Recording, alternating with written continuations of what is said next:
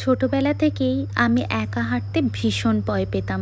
কখনো বাবা মার হাত ধরে হেঁটেছি, কখনো বন্ধু বান্ধবদের হাত ধরে হেঁটেছি। একা হাঁটতে গেলে বারবার করে আমার মনে হতো যদি আমি হোঁচট খেয়ে পড়ে যাই, যদি আমি আর উঠতেই না পারি, যদি আমি অনেক জোরে আঘাত পাই, যদি আমার অনেক কষ্ট হয়, তাহলে কি হবে। কিন্তু দেখো, সেই মেয়েটাই আজ একা হাঁটতে শিখে গেছে, একা হাঁটতে পেরে গেছে, আঘাত পেলে চুপ থাকতে শিখে গেছে, পড়ে গেলে আবার উঠে দাঁড়াতে শিখে গেছে। আসলেই বড় হওয়ার সঙ্গে সঙ্গে জীবনে একা চলা, একা থাকা, সব কিছু মানিয়ে গুছিয়ে নেওয়া সবটাই হয়তো শিখে যায়। Hello everyone, welcome back to our channel. কেমন আছো তোমরা? আশা করি ভালো আছো, আর আমিও ভালো আছি।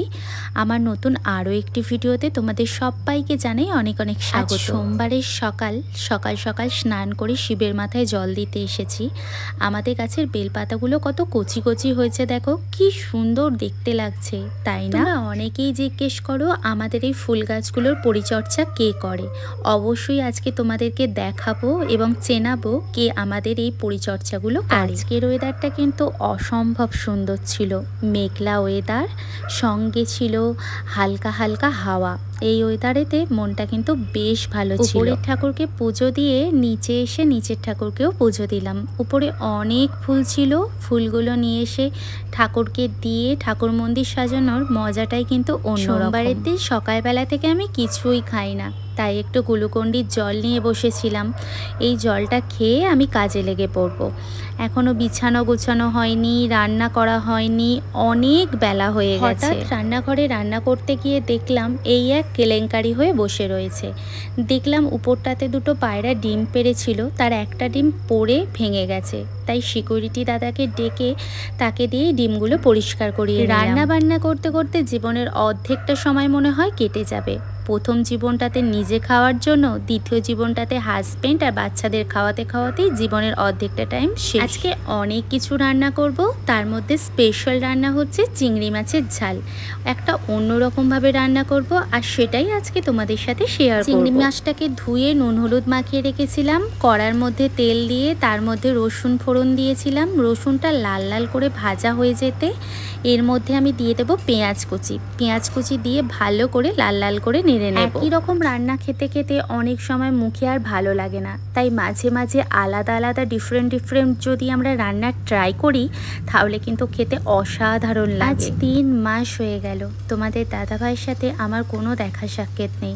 মানুষটা যে কবে বাড়িতে আসবে সত্যিই আমি জানি না। যখন আমাদের বিয়ে হয়নি তখন আমরা ভেবেছিলাম যে তোমাদের দাদাভাইয়ের যেখানে পোস্টিং পড়বে সেখানে যদি ফ্যামিলি রাখতে দেয় তাহলেই আমরা বিয়ে করব। কিন্তু জীবনের অনেক খারাপ সিচুয়েশন আসার জন্য আমাদের বিয়ে করতে হয়, আর বিয়ের পরেই দুজনকে আলাদা হয়ে যেতে হয় পরিস্থিতির চাপের জন্য। পেঁয়াজ রসুন ভাজা ভাজা হয়ে যেতে এর মধ্যে চিংড়ি মাছ দিয়ে বেশ কিছুক্ষণ নাড়াচাড়া করেছি। করার পর এর মধ্যে হলুদ গুঁড়ি, লঙ্কা গুঁড়ি, জিরে গুঁড়ি দিয়ে কিছুক্ষণ কষিয়ে অল্প জল দিয়ে ঢাকা চাপা দিয়ে দেব। আসলে আমাদের বিবাহিত জীবনের সব থেকে বেশি স্যাক্রিফাইস আমাকেই করতে হয়েছিল।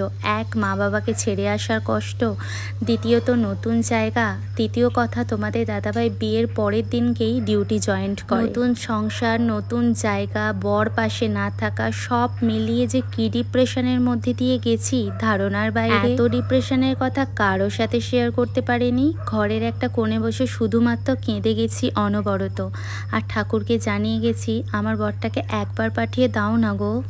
করা কমপ্লিট, আর মেঘলা মেঘলা ওয়েদার একবার করে হচ্ছে আর একবার করে প্রচণ্ড পরিমাণে রোদ বেরোচ্ছে। আজকে থেকে নাকি বৃষ্টি হওয়ার কথা, কিন্তু বৃষ্টির কোনো দেখা নেই। 4 দিন ধরে এই জামা কাপড়গুলো আমি কেচে ফেলে রেখেছি, গোছাবার টাইম পাইনি বলে গোছানো হয়নি। এগুলোকে সমস্ত গোছগাছ করব, কিন্তু সেটা বিকেলবেলা। এখন খাওয়া দাওয়া করে একটু শোবো, কারণ প্রচণ্ড পরিমাণে সত্যি বলছি ঘুম পাচ্ছে। তো তোমাদেরকে শেয়ার করে আছি কি রান্না করেছি। এই যে লম্বা কড়াই দিয়ে আলু দিয়ে মাছ দিয়ে তরকারি, আর এখানে আছে এই যে চিংড়ি মাছের ঝাল, আর এখানে আছে ডাল, আর নিচে আছে ভাত। এই হচ্ছে আজকে দুপুরের লাঞ্চ আমাদের। তো তোমরা দেখে নিলে এটাই হচ্ছে আজকে দুপুরের আমাদের লাঞ্চ। তো এখন খাওয়া দাওয়া করব, খাওয়া দাওয়া করে একটু রেস্ট নেব, কারণ প্রচণ্ড গরম হচ্ছে। আর দুপুরবেলা সত্যি কথা বলতে কি রান্না বান্না করতে করতে এত পরিমাণ গরম হয়, আর রান্নাঘরেতে মেয়েদের সব থেকে বেশি কাজ থাকে, যার জন্য মেয়েদের গরমটা একটু বেশি হয়। আর যেহেতু আমি সকালবেলা স্নান সেরে নিয়েছি সেই জন্য গরমটা অত্যাধিক হচ্ছে আমার। তো চলো খাওয়া দাওয়া করে নিই, পরে এসে তোমাদের সাথে কথা হবে। হঠাৎ করে দুপুরবেলা যখন শুতে যাচ্ছি তখন দেখলাম প্রচণ্ড মুষলধারে এলো বৃষ্টি। বৃষ্টি দেখে মনটা একদম সত্যি বলছি নেচে উঠল। আমরা যারা ঘরের মধ্যে থাকি তাদের কষ্টটা অনেকটা কম, কিন্তু যারা বাইরে কাজ করে বা যারা চাষবাস করে তাদের এই বৃষ্টির মধ্যে কতটা পরিমাণ কষ্ট হয়, তারা তবু একটু শান্তির ঘুম ঘুমোতে পারবে। গুড ইভিনিং বন্ধুরা, এখন সন্ধে হয়ে গেছে আর সারাক্ষণটা এত পরিমাণ বৃষ্টি হলো দুপুর থেকে ধারণার বাইরে। তো যাই হোক, এখনও বৃষ্টি মোটামুটি হয়ে যাচ্ছে আর আমি সন্ধে দেওয়া এইমাত্র জাস্ট কমপ্লিট করলাম। আর এখন একটু সিঁদুর পরবো, কারণ আমার সিঁদুরটা দেখো খুব হালকা হয়ে গেছে। আর এও স্ত্রীদের মুখেতে যদি সিঁদুর না পরো একদমই মানায় না, আমার সেটা মনে হয়। তো সেই জন্য একটু সিঁদুর পরে নেব, নিয়ে তারপর একটু বানাবো কফি, কারণ কফি আর গরম জল আর লেবুটা আমার কন্টিনিউয়াসলি খাওয়া হচ্ছে না, যার জন্য আমাকে খেতে হবে। তো সেই জন্য ভাবলাম যে একটুখানি কফি আর লেবু খাবো এখন। তো চলো তোমরা সাথে থাকো। বিয়ের পর মেয়েদের সৌন্দর্যটা শুধুমাত্র ওই সিঁদুরের মধ্যেই থাকে। একটু সিঁদুর লাগালে মুখটা একদম অন্যরকম দেখতে লাগে, আর বিনা সিঁদুরে মুখটা লাগে একদম খালি খালি, তাই না? সিঁদুর পরার পর চা খাবো বলে রান্নাঘরেতে গেলাম। চাটা বসাতে বসাতে তোমাদের উত্তরটা দিই। তোমরা অনেকেই জিজ্ঞেস করেছিলে আমাদের ছাদের গাছগুলো কে পরিচর্যা করে। যে সিকিউরিটি দাদা আমার ঘরে ডিম পরিষ্কার করতে এসেছিলেন উনিই করেন। তো বন্ধুরা, আমি চা বানিয়ে চাটা খেয়ে নিই। তোমরা সবাই ভালো থেকো, সুস্থ থেকো আর ভিডিওটা দেখতে থেকো। বাই বাই বন্ধুরা।